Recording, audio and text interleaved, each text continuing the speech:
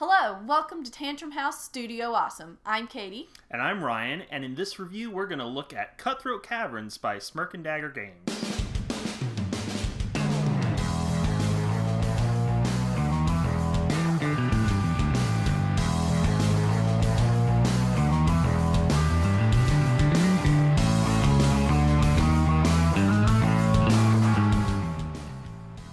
Cutthroat Caverns is a semi-cooperative dungeon crawl card game for 3 to 6 players. It's semi-cooperative because there will only be one winner in the end. But if you don't work together, the monsters will kill everybody. Each player starts the game with 100 hit points. This may sound high, but there are very few ways to get any back after you get hit. All the players face a deck of 9 random encounter cards. These will flip over one at a time to reveal a monster or possibly a trap. These monsters sometimes have their own special skills that can cause a lot of problems for the players. There are several types of cards that players can use, and not all of them are against the monsters. There are attack cards, potion cards, tactical maneuvers, and action cards. When battling a monster, each player has a chance to use their cards to land the killing blow, or they can choose to let another player take a hit from the monster. So the game ends after you've encountered 9 cards, whether those be traps or monsters. And a player will win if they have the most prestige points and if they're still alive. This game isn't kidding when it says, without teamwork you'll never survive, without betrayal you'll never win. Yes, so this game is a real balance between keeping the other players alive and yet taking all of the prestige for yourself.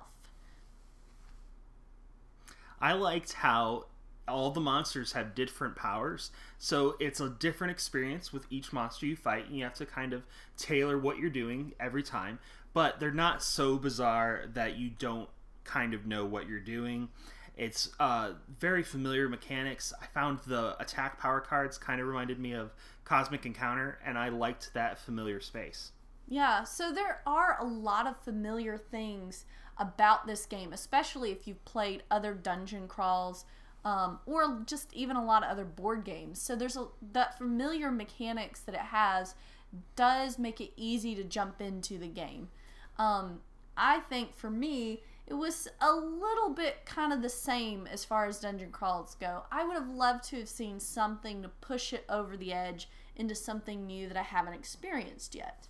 I did really like, though, that push and pull that you get when you're having to rely on your opponents to survive, but you're still trying to beat them in the end. I do think they struck that balance really well. So there were a couple of other things that I kind of think, oh, these are all just nitpicky sort of things, like the art in the cards were all done by different artists, which I think has it's sort of a great idea, but in the end, it sort of pulled me out of the submersive world of the game because each of the monsters was in a very different style. So, I don't know. Like I said, that's just super nitpicky for me.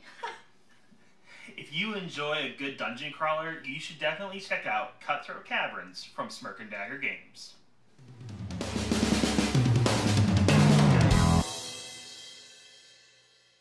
We're going to look at Cloak and Dagger. Nope. Start that one over. You threw me off because you said, I know, I did. I was like, I forget what I'm doing. The audio. Oh, there's a lot of lightning bugs out there. Cutthroat Caverns is I'm going to start that over. Caverns. Caverns. Okay.